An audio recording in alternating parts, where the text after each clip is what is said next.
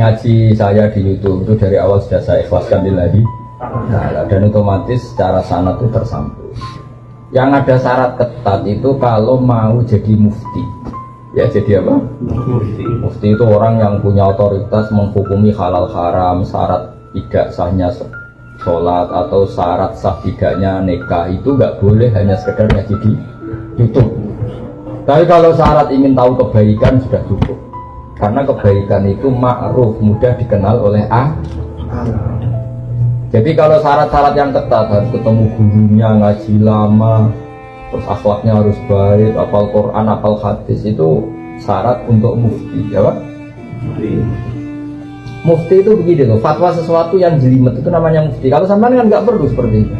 Makanya dengar ngaji saya yang bisa dilakukan, yang nggak ditunda itu sudah selesai. Dan potongannya ya nunda semua. Misalnya saya ngaji, wajib gak orang nyaur utang? Ayo jawab. Wajib. Tahu toh? Ditunda apa langsung? Tunda. Ketika kangen keluarga wajib gak terus ingin pulang atau ngirimin? Tapi ketika ada tadi kantor-kantor pikirannya mulai macam-macam.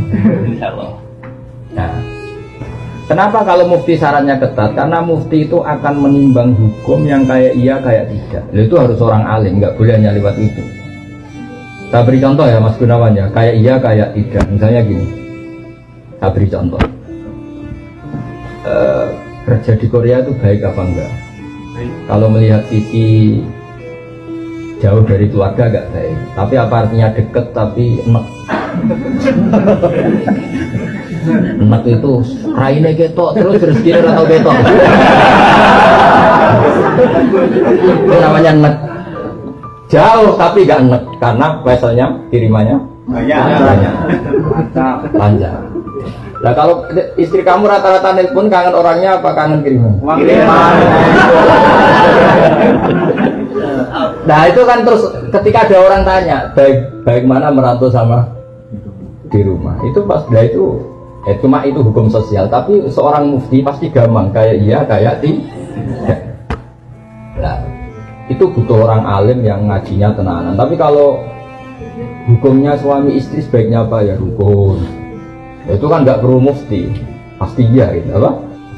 Pasti iya. Jadi saya jawab ya, jadi kalau ngaji lewat YouTube itu sudah sah, cuma tetap saja nggak sah kalau sebagai mufti. Mufti itu menentukan hukum halal haram.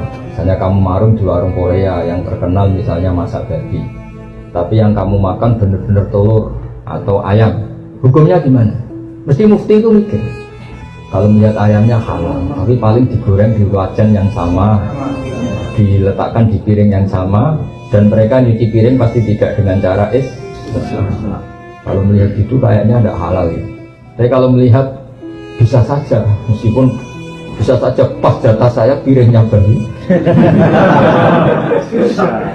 Tapi meskipun kemungkinan itu entah. Tapi ya buat senam otak yang nggak mungkin dah mungkin saja. Tapi ini ya itu mufti.